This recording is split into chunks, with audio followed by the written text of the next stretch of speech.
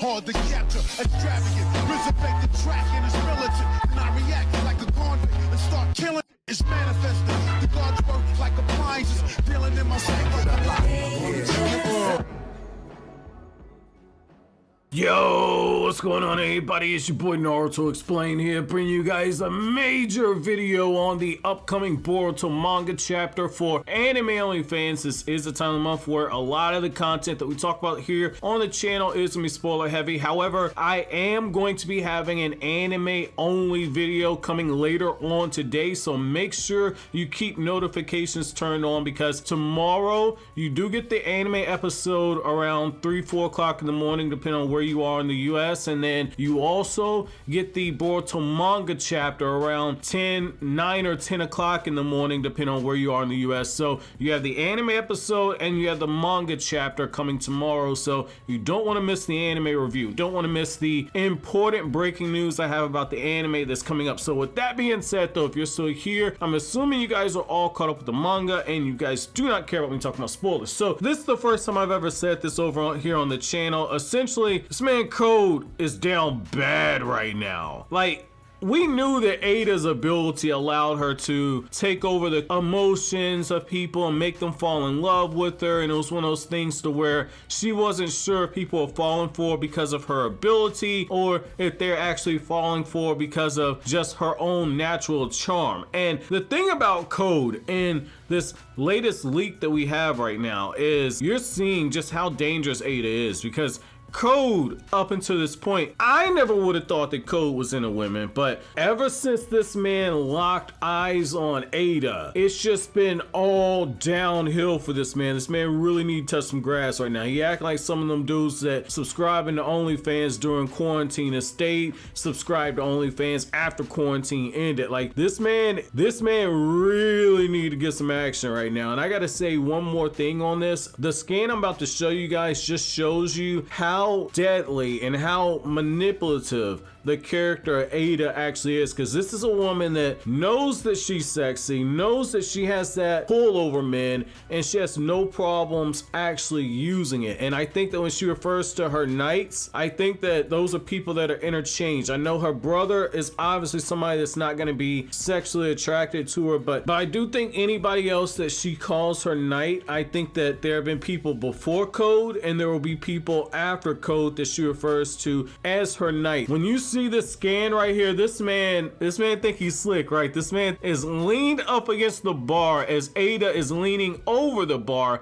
Looks like she's finishing up her drink, and you know, she's got those very short shorts on, and this man Code said, I'm about to risk it all right now. So my man trying to cop a whole look at that muffin right now. This man is a walking definition of what happens when reason gives way to passion, and this man really looks like he's ready to catch a charge right now. Faster than Mitsuki wanted to knock over Boruto's soap when they were in Hozuki Castle, and faster than when Momoshiki called Boruto's little Jogan princess.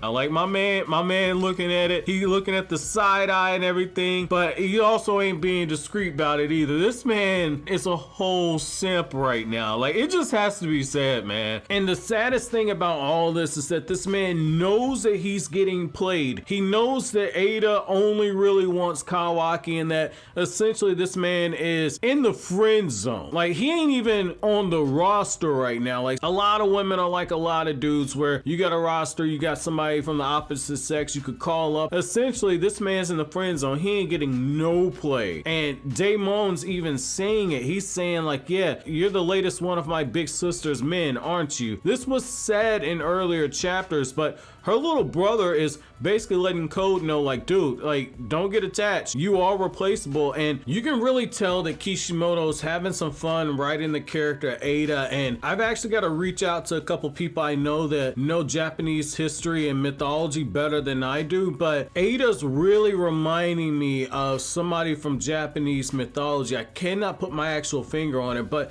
this whole idea that Code is being manipulated by Eida, when you look at literature, this isn't the first time you've seen stuff like this. Like, wars have been fought over women before. A great example is Helen of Troy. Eida's kind of being built up in a similar manner. But moving on though, because we got other things to actually talk about. I could talk about Eida all day, because I do find the character interesting. But there's other stuff in these leaks that we have here. So we also have some shots of Eida's younger brother Daemon, and this character very much fascinates me because what this character, yes, he's absolutely broken. He has a broken ability. It's basically Meliodas from Seven Deadly Sins, full counter ability. But the thing is that he's pretty much the Boruto Generations reminder of something that Kakashi said back in the Land of Waves arc, which is essentially Kakashi told Naruto in the Land of Waves that you have children who are younger than Naruto that are stronger than Kakashi, and Kakashi was an elite Jonin in Konoha at the time. We've seen it where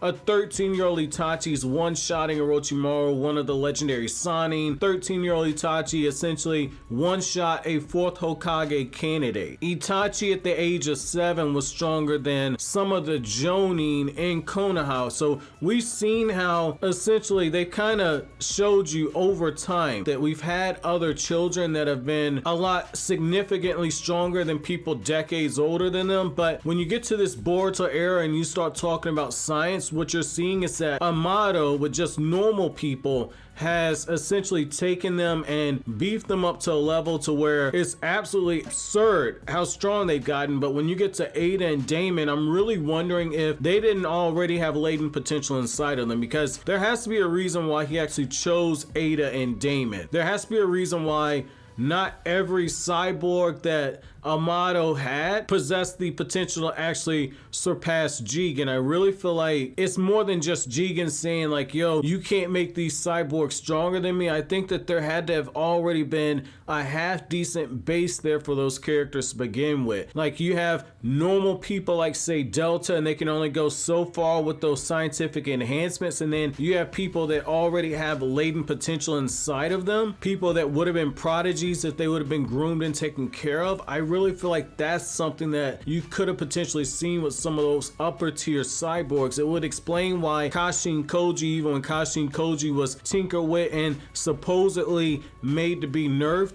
once Kashin Koji went into a Sage mode, he did very well in that battle against Jigen. Granted, it was only Jigen with 10% of his power, but still, he did very well in that scenario. And as we all know, Kashin Koji was a clone of Jiraiya. So I'm wondering if there's something uniquely special about Eida and Daemon before Amato essentially kidnapped them and did those experiments on them and modified their bodies. I really wonder what else is there with them. I feel like we're getting more when it comes to the character of Amato and Eida and Daemon. There's more to these characters right here. I really feel like we're in a situation where the true puppet master out this bunch, whether it's Eida or more than likely Amato, that puppet master is coming. But I do think that more than likely, because of the interest that it's clear that Kishimoto has in the character of Amato and in the character Eida, and even the way that Daemon is just leaping off of the page in terms of his personality, just from these small leaks, we've seen more personality out of this character than we've seen out of Code for a while. I'm really getting the strong vibe that I don't think that Code is going to make it past the time skip. I really don't think that this is going to be a case. I really feel like these newer characters that have been introduced and